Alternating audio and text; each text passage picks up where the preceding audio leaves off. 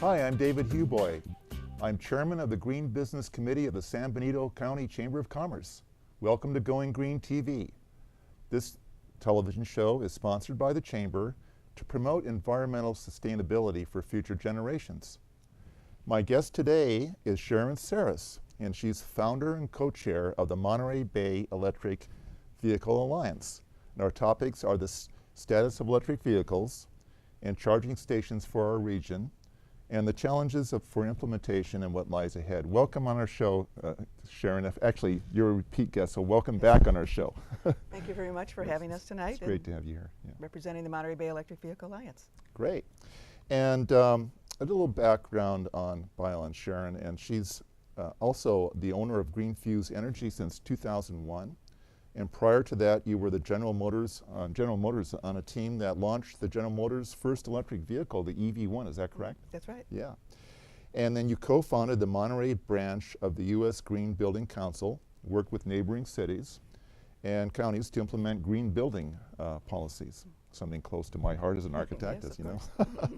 And you founded Monterey Bay Electric Vehicle Alliance in March of 2009. And you co-chair with Christy Markey, who's the chief aide for Jane Parker, and worked with several government-funded projects to install 50 EV charging stations within our region. So, and you had some help with funding support from sources such as the California Energy Commission. Right. Yeah. Now, I hear that, I was doing research on these organizations, and we have the Monterey Bay Electric Vehicle Association Alliance, and then the Electric Auto Association, and Plug in America, and these organizations have a common goal and a common mission, wouldn't you say? That's right. All three organizations, even though we started at different times, they all have the whole goal of really increasing the awareness and the adoption of plug-in vehicles and really promoting electric vehicles in general to the public and try to reduce the barriers both to understanding what they are as well as other barriers there might be to people purchasing them and being able to charge where they drive. So Plug in America, we have actually the legislative director of Plug in America, Jay Friedland, lives in our region, lives in Santa Cruz, and has been very effective nationwide in helping with legislation and is really supportive of our group. And the Electric Auto Association, which formed really in the 80s, or 60s actually, but we work with them together on various projects, and they have longtime membership of really electric vehicle owners who've been involved. So all three organizations work together very well. Great. And now I want to say MBVA, which is the acronym for your association there. You're coming up with a readiness plan, which is partially funded by the California Energy Commission, called the EV Readiness Plan. Maybe you can tell the viewers what that is about. Sure. Well, even though we've been in existence as a group, which involves government, local government, business, higher ed, individuals, EV owners, we've been working for those 4 years to really do a lot of things to make this region EV ready. With the grant that our group received through Ecology Action, which is really the local nonprofit in Santa Cruz that is managing the grant, we've been able to put together what's called a Plug-in Electric Vehicle Coordinating Council. And it again has representatives from San Benito County through the Council of Governments, as well as other cities and counties, business, again, CSUMB, nonprofits, EV owners, all the stakeholders to say, in the course of the next year, how do we streamline permitting? So when people go to their local government to get a permit to put a charging station in, it's very simple, quick, understandable. How to work with PG&E and the utility to see how planning goes in neighborhoods so that we have enough power in each neighborhood. How we educate people. So there's a lot of outreach going on to educate more and more people about the benefits. It goes on to getting the whole region, ready. Yeah, in these charging stations, and it's like a symbiotic relationship between the number of electric vehicles that are out there. And I just learned that 100,000 plug-in vehicles have been sold within the last 2 years. So it looks like that we're seeing a trend of more EV cars on the road. Sure.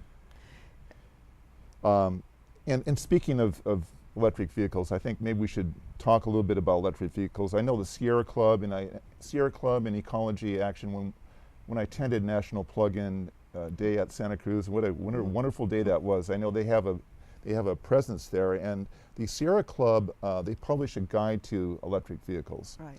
And we have the all-electric models, in which the Tesla Model S, which I thought was very well designed, a beautiful car. The Nissan Leaf, and we had Gary Lieber on the show with the Nissan Leaf car owners not too long ago. Then the Ford Focus, which we'll show in a little bit, that the San Benito County purchased. And Fiat, Honda, and then of course the hybrid Ford Fusion and the Toyota RAV4 and the Prius. Let's talk about, you know, a lot of the technology and the cost for these electric vehicles is pertaining to the battery. And I think that is part of the, you know, the excitement for this technology for advancement is advancement in the lithium battery. And so you can extend the time on the road before you have to go to a charging station and recharge your car. I mean, there's a kind of an issue or called range anxiety that kind of maybe the owner would think twice about purchasing an electric vehicle if they thought they would be stranded somewhere out there in the sticks, for example. Can I talk about that? Sure, okay. yeah, absolutely. Well, we don't like anybody to be anxious, Yeah. but I think in people thinking about what kind of car they want to buy and considering some sort of plug-in vehicle, whether it's all electric or has, like the Chevrolet Volt, is an extended range electric vehicle, so the first 40 miles are all electric, and then if that's depleted before they have a chance to charge, then the gasoline engine recharges the battery. So they extend the range another 300, 400 miles. So that's sort of uniqueness, and there are other plug-in hybrid type vehicles. But most people will charge at night, and most people only drive on average in America 40 or 50 miles a day. So when you think about that, and what I've done, because I haven't purchased my electric vehicle yet, is that I've just set the odometer, what do you call it, the odometer, to 0 each day, and I get back or the next day look at it, and it's always under 50 unless I somehow have made, you know, long circuitous trip around San Benito and Monterey County. So people don't drive every day as much as they think sometimes, and also charging at night brings you a lower electricity rate, and so the advantage of having charging stations available around the region and where people may drive is that they may just drive, you know, to Del Monte Center in Monterey and charge there while they're shopping, going to the movies. So they've added to the charge they've had, even though they might not even need it to get back home. And so when they're shopping, they plug in. And so we have charging stations in all kinds of locations where people can charge and extend their range. And really, if they're fearful of how much they have left, they know they can be safe that way. Plus the car always tells them. It monitors their driving, because some people drive different than others, and sometimes people go up and down hills more than others. The temperature may be hotter, which affects the range. So the car always tells you how many miles you have left. Yeah, I know. I did a little study for you know, when we're talking about trips that are generated, and a lot of them is just go to a convenience store.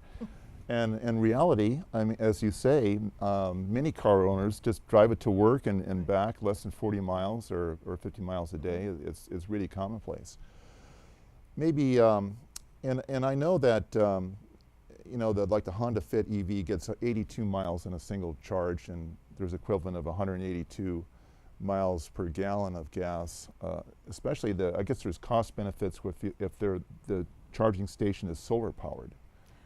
And I know there are solar-powered charging stations out there.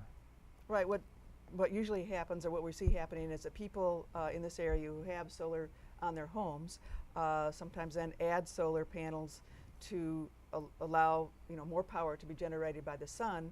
And of course, the solar panels are generating electricity during the day, and then it's being sent back to the grid in most cases, if they don't have a standalone battery pack. And then during the night, they're charging. So they're really gaining that electricity from PG&E at a lower rate in the nighttime. And so we've, you know, all the examples we have of that are people really zeroing out at the end of the year from their electricity bill, because they've been able to power their cars and their home with those solar panels. So there are some businesses who have put canopies with solar power on it, that again, the electricity goes to the grid, but it also means that the power coming into those charging stations for those employees' cars are, you know, basically balanced out by the solar. Yeah. And you know, just to finish up on electric vehicles, I know that President Obama would like to see by the year 2015 1 million plug-in cars on the road. And I think they are becoming more affordable now. As I understand, there's tax credit incentives for a purchaser of electric vehicles and some nice lease packages. Here in our area, I understand that San Benito County purchased a Ford Focus, and they have a charging station in Hollister on Technology Parkway, and also there's one in San Juan Bautista, San Juan Oaks, and there's Gilroy has 2 level 2 charging stations, so there are starting to come up within the urban landscape. Definitely. Is there planning in that you can share with us for our region for future charging stations that might be in the near future? Right. Well, it's true in the last 4 years with the grants that we've had both from the federal government as well as from the Energy Commission that you mentioned before, and through our local air district, the Monterey Bay Unified Air Pollution Control District.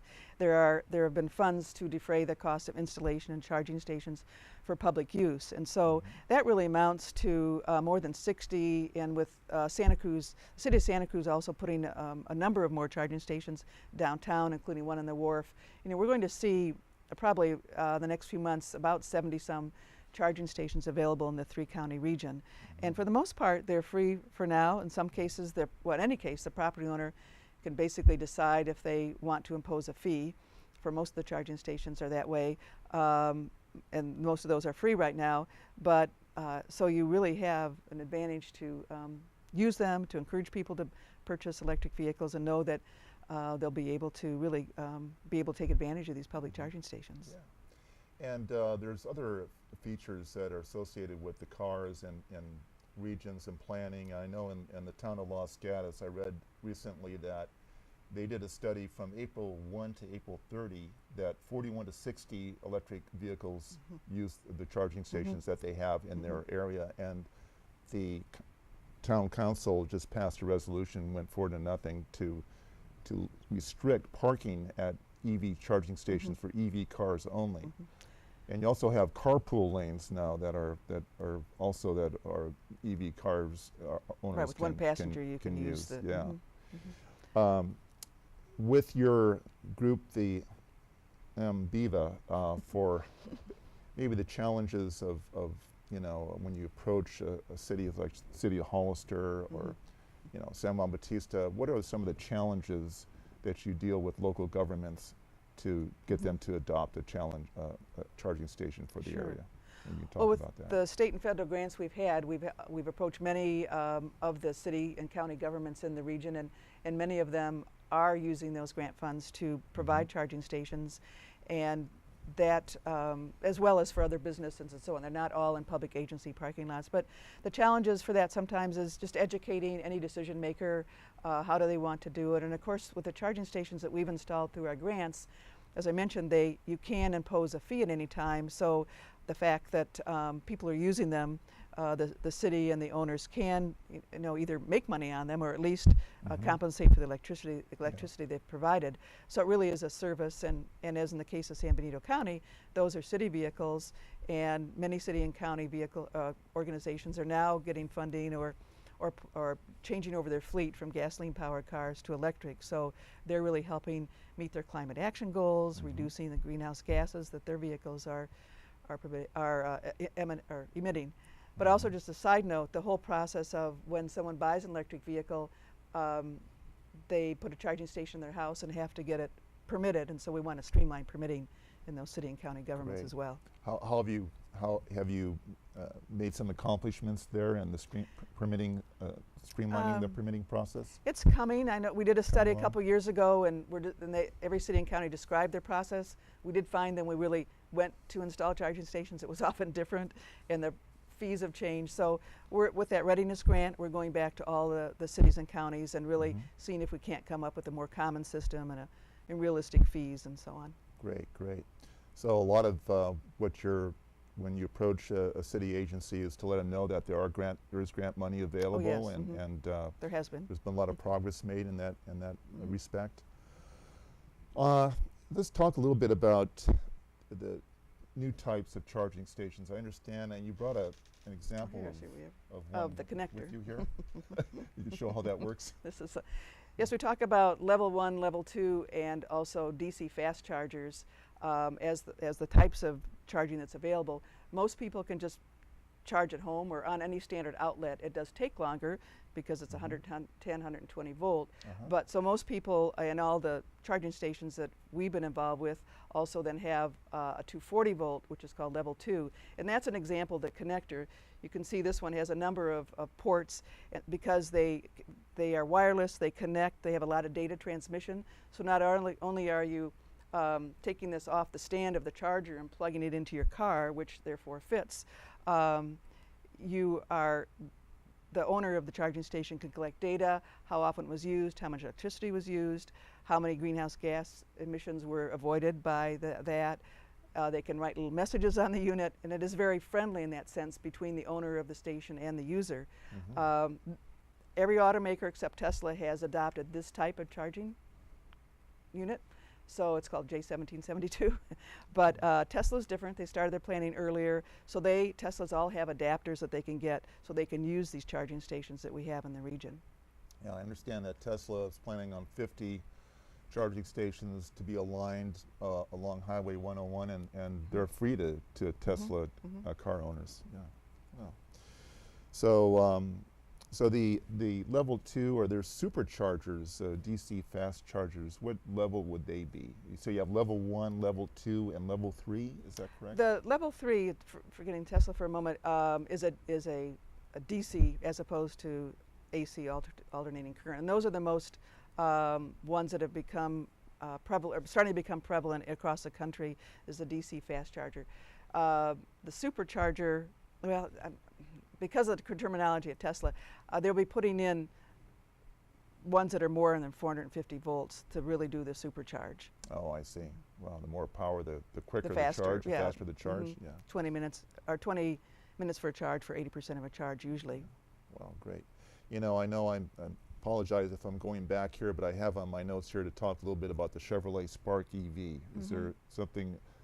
What's unique about that particular vehicle? As we mentioned, Chevrolet had brought out the Chevrolet Volt, which is an extended range hybrid, so it has both the gasoline and electricity, as I said. Their current offering is the smaller Spark, Chevrolet Spark. It's coming to market later this year. It will also have a connector to be able to connect to the DC fast charger, which is really nice because it is all electric, and it'll be priced very realistically, or more moderately, and it's a great vehicle, I think, for people thinking about average cost of a car. It's right within that range of a gasoline-powered car, and has a lot of advantages in terms of. I haven't driven it yet. We're going to have one in our meeting on August 22nd in Santa Cruz for people to drive, but it's the newest entry from Chevrolet. Yeah, great. Wow, I'd like to look forward to driving one of those. Yes, you should come to our meeting. That'd be great. Now let's, you know, speaking of Santa Cruz, and I was down at the National Plug-in Day last year there at the Whole Foods store. Staff of Life. Staff of Life, and I tell you, it was just a wonderful day. There was a lot of cornucopia of eclectic smorgasbord of electric vehicles and motorcycles. Maybe you can talk about what you're planning for this one that's coming up. I believe it's coming up September 29th. That's right. And that is there, what will be happening there, and where will it be held in Santa Cruz? Right. Well, this year we're having it again at Staff of Life and using more of the parking lot. We filled the half front of the parking lot with all different kinds of models, EVs, mostly from owners, bringing them and being there for a number of hours explaining them. We presented certificates for leadership to organizations and people who put in public charging stations. So this year there's just more models to showcase. So we try to have at least one model example of every plug-in vehicle available to us in California, and also a short program. Last time General Motors brought their booth and really were able to explain more about the Chevrolet products. Actually we're in the planning right now. The kickoff meeting for our planning team is next week, but it will be midnight, 12 noon to 4, a staff-alike parking lot on Soquel in Santa Cruz, and we really encourage people to come from all over, as you did. Yeah. We appreciate Had a that great because time. no better way to learn than from seeing them all in one place. And Zero Motorcycles also was there and gave test drives. This year, because of the work of Ecology Action in our air district, we'll have a much more robust offering of vehicles for test drives. Great. So great. that's a real enhancement, and we'll be announcing other enhancements later. I mean, I can get in a Tesla Model S and take a test Well, drive. I think at least a ride. At least a ride. Huh? Depends. I think the owners usually just will let people ride, but Yeah. we haven't worked out. Maybe Tesla will bring some that people could actually drive. So National Plug-in Day, then, is it celebrated throughout the country then? Yes, this is the third year, and because of the Sarah Club and Electric Auto Association and some other organizations nationally, they came together to plan across the country. So there's a lot of planning that goes on in between, or especially in the few months before the September date. We've got on conference calls, we got sample press releases, we've got all kinds of help and resources, and know then and get ideas from across the country because people share what they're doing. So it's a great opportunity to be part of a whole national effort. Yeah. Well, I had such a great time there last year. I'm certainly going to spread the word Yes, please. again and see if I can get some more people from Hollister down there. I mean, it was well attended. Should run a from, bus I or mean, something. Pacific Grove. There are a lot of mayors from the Monterey cities that were there. I think one of the mayors from was it Pacific Grove that pertained. He wanted to have a proclamation to have a National Plug-in Day for his little. Right, there were a for number his of city. proclamations read. Yeah, the Yeah. Santa Cruz mayor Santa did Cruz announce it, and mayor, then other, right. the city of Watsonville and others also had proclamations. Yeah. National Plug-in Day in our city or county. Yeah, that's great. Yeah, that was cool. Well, is there anything else that you wanted to share with the viewers regarding, what you're doing and your leadership role with MBIVA and that's good. Sure.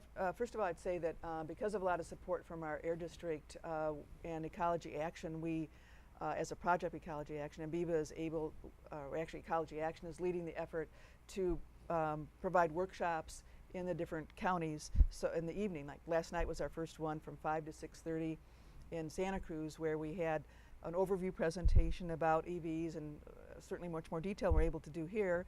We had EV drivers there. We went out to see their cars, and it was a good turnout, and we're bringing those throughout the region for people to learn about that. There will also be some workshops in the next few months for people to give input to our whole plan for readiness in Monterey Bay, and we'll be announcing that. Our website is being totally revamped from ambiva.org is the website. In about another week it'll be totally user-friendly as well as very consumer-oriented. So that'll be a great resource, along with pluginamerica.org, Electric Auto Association. Those are great resources for learning more. So besides that, we welcome people to come to our regular meetings. We'll have Spark, the Chevrolet Spark featured in August. Our website gives you information to ask questions.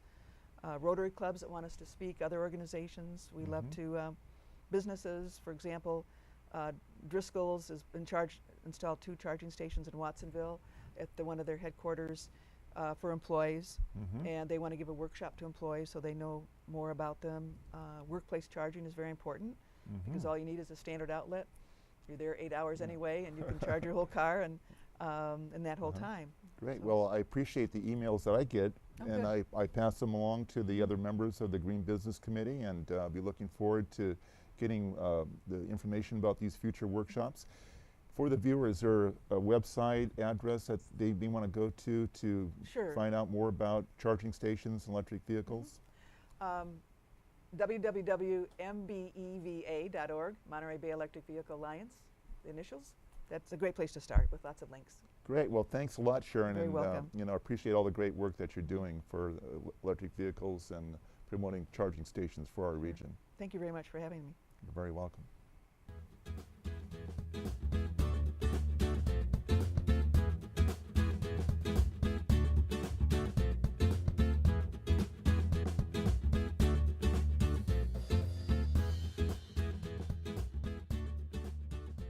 Hey, welcome back. You're watching Going Green, and I wanted Sharon to thank you, Sharon, again for coming on our show. And with the 4th of July on the horizon here in the next few days, we'll be thinking about our nation's independence. I want us also to, take pride in our independence, energy independence, and how far we're progressing to be less dependent on foreign oil. So mark this date down in your calendars, please, viewers. Mark down September 29th for National Plug-in Day. I had a blast out there last year, excuse me, and I'm looking forward to attending the National Plug-in Day this year. And I'll see Sharon, I'll see you out there. See you all there. So thanks for watching. We'll see you next time on Going Green.